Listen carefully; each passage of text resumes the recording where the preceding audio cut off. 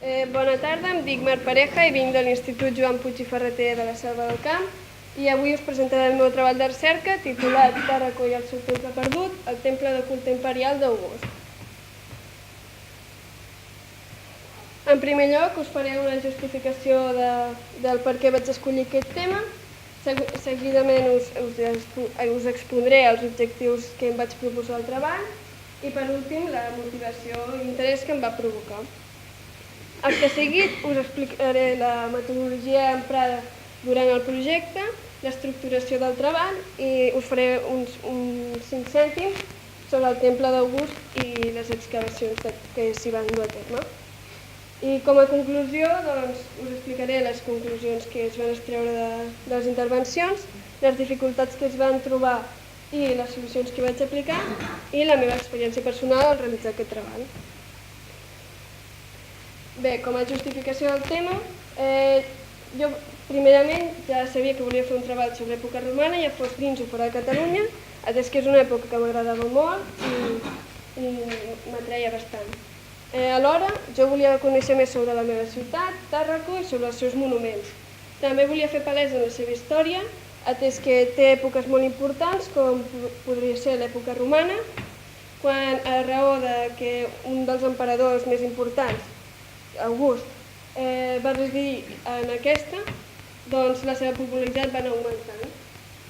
Alhora, el que volia fer era un treball de recerca arqueològica o sobre temes arqueològics, ja que en aquell moment tenia pensat estudiar arqueologia, que és el que actualment estic estudiant. I per últim, doncs, en aquest treball jo el que volia era endinsar-me en l'arqueologia, ja fos en els seus mètodes o en les seves intervencions. Els objectius que em vaig marcar al treball, primerament era conèixer si la ciutat de Tàrraco tenia un temple dedicat a August o no, ja que en diversos textos i numismàtiques sí que se'l citava, però no el conservàvem físicament. Posteriorment, el que volia era descobrir la localització d'aquest temple, si era a Tàrraco o no, i analitzar la funció de la ciutat al llarg de l'època romana.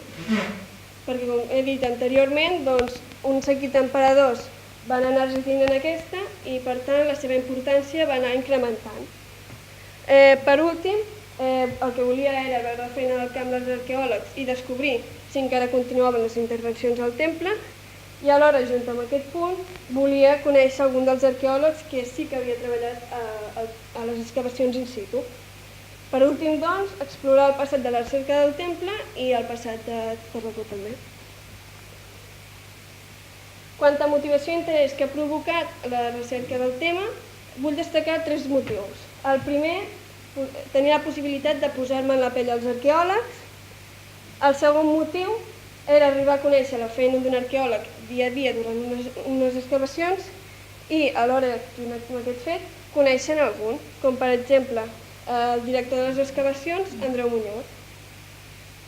Per últim, volia aprendre més sobre l'època romana de Tarragona i sobre els seus monuments i, com he dit ja anteriorment, la seva història.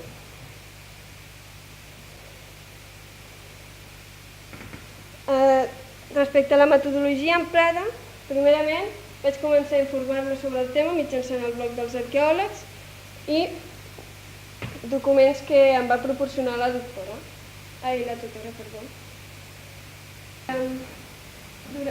Un temps després, el 2016, vaig assistir a una visita guiada durant el festival Tàrraco Viva, el qual tractava sobre el temple d'August. En aquesta visita, primerament ens van plantejar les hipòtesis que els arqueòlegs estaven manejant abans de començar les intervencions. Després se'ns va comentar al davant de la maqueta que hi ha situada a l'antiga audiència de Tàrraco, segons les hipòtesis de la qual estàvem parlant, se'ns anava assenyalant on es creia que era el temple o no. I aleshores, al final de la visita, va concloure el Museu Nacional d'Arqueologia de Tarragona, on allà ens van mostrar diverses troballes de les excavacions, com un dic gegantí d'uns 9 centímetres, que s'estipula que formava part d'una estàtua d'August que devia mesurar entre uns 6 i uns 9 metres, que estava situada a l'interior del temple. Per últim, els mesos de setembre i octubre em vaig entrevistar amb l'Andreu Muñoz, que era l'arqueòleg director de les excavacions, i aquest em va rebre amb les mans obertes i em va assessorar donant-me bibliografia i altres documents. Perdoneu, però m'he de tornar a sentar.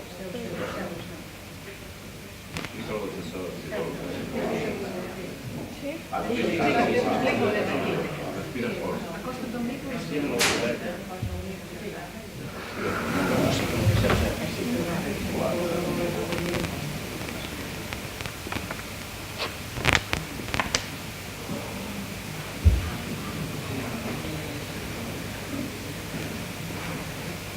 Bé, l'arqueòleg l'Andreu Muñoz em va proporcionar certa bibliografia i documents, que posteriorment us exposaré, de caire universitari i d'edició limitada, i gràcies a aquesta bibliografia i totes aquestes aportacions vaig poder aprofunditzar, analitzar i estudiar en concret el tema i així començar el meu treball de recerca i la seva base teòrica.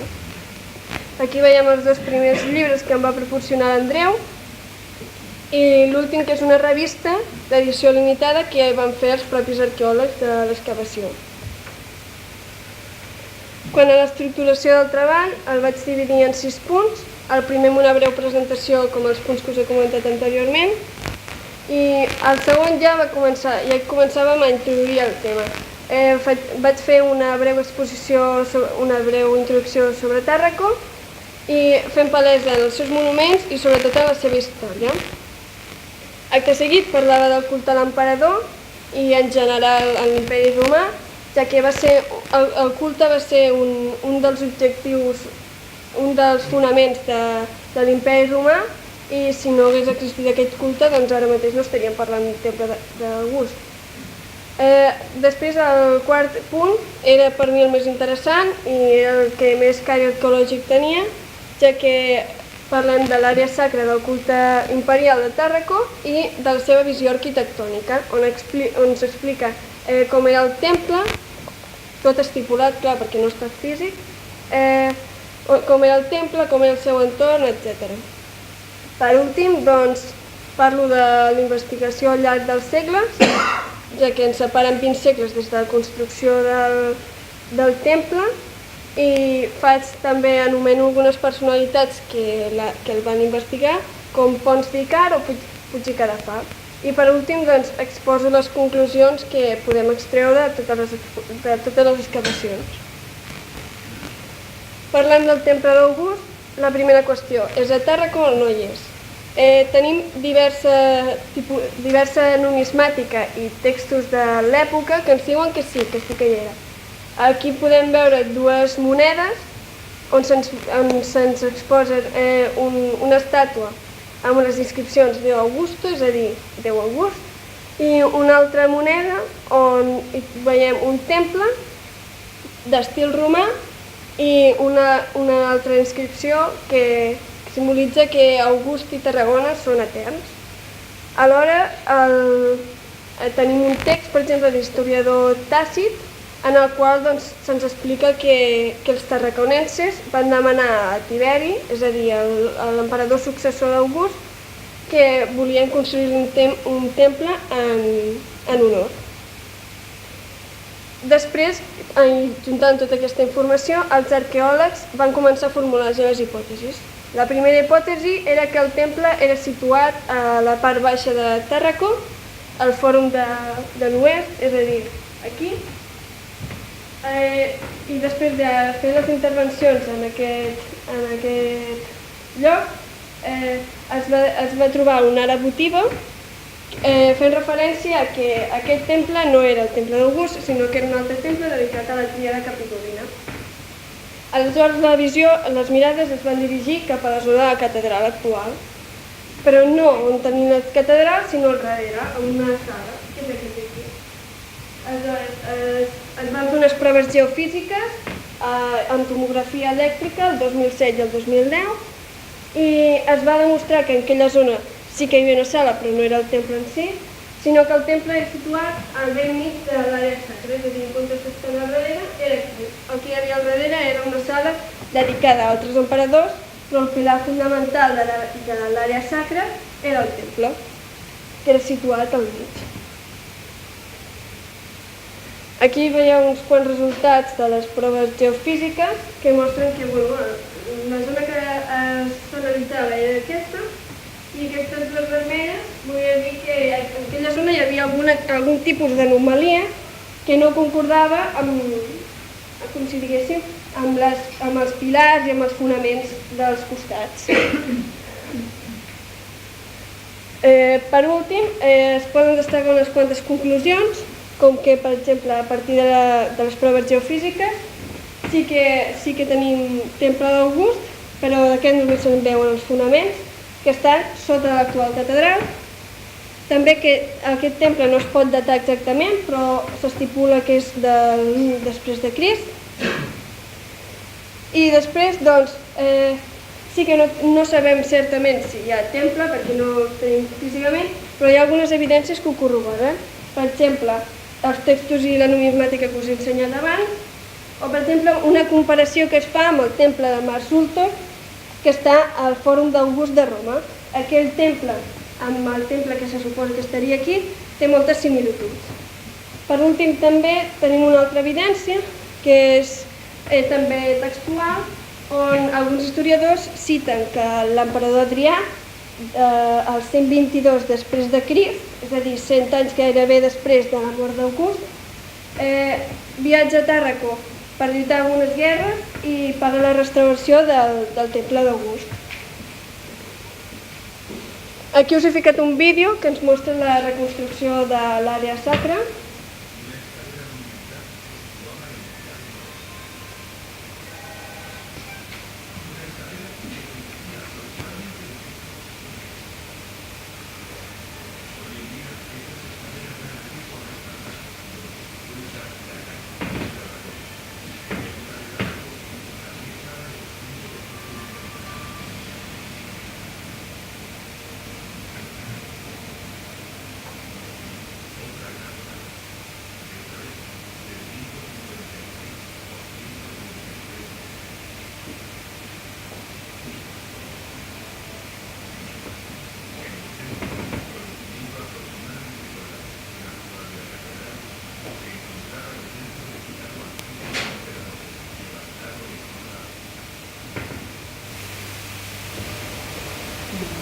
Bé, després dels que us he comentat, doncs, les conclusions que destaquem de les intervencions arqueològiques és, com he comentat abans, Tàrraco sí que tenia temple d'August i aquest estava localitzat al subsòl de la catedral.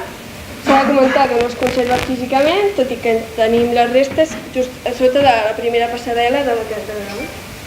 Alhora, dir que Tàrraco va tenir força importància en certs anys repartits al llarg de l'imperi. I per últim, que les intervencions del temple encara no s'han finalitzat, tot i que s'han trobat aquests vestigis que he comentat. L'àrea sacra encara no està documentada sencera i, per exemple, continuen les excavacions a les exedres, a l'Aedes, etc. I bé, que durant més de 20 segles s'ha intentat localitzar aquest temple i ara ja podem dir actualment que ja sabem on està el temple i que tenim temple a Tarragona. Les dificultats que vaig trobar i les solucions que vaig aplicar, primerament era que la gran majoria de textos que corroboraven la informació que us he exposat eren en llatí. Aleshores necessitava una bona traducció al català o al castellà i va ser una busca molt lenta i també amb l'ajuda de la meva tutora vam aconseguir trobar la traducció. Un altre dels problemes importants era que els llibres no estaven disponibles, estaven exhaurits o eren edicions limitades. I això va provocar que la cerca d'informació fos més lenta. I per últim, falta d'informació en alguns punts referits a Tarragona, ja que, per exemple, l'època posterior a l'època romana, és a dir, amb els visigots, Tarragona va quedar oblidada i aleshores no hi ha gaires escrits o textos que corroborin informació o que ens aportin nova informació. Com a experiència personal, molta satisfacció per la feina feta i pel treball final, molt de cofoi també per haver descobert finalment les conclusions i haver seguit el treball dels professionals i alhora haver-ne conegut dos en primícia. i molta il·lusió per haver-me endinsat en l'arqueologia i, com he comentat ara mateix, conèixer dos arqueòlegs com l'Andreu Muñoz i el Josep Maria Màcias, que m'han ajudat durant el transcurs del treball. Per últim, doncs, vull agrair a aquests dos arqueòlegs per haver-me ajudat al llarg del treball, a la meva tutora del treball de recerca, Francisca Navarro, que m'ha estat ajudant constantment i m'ha ajudat a traduir molts dels textos, i finalment a la Fundació Redis per haver-me atorgat l'oportunitat de presentar i els presents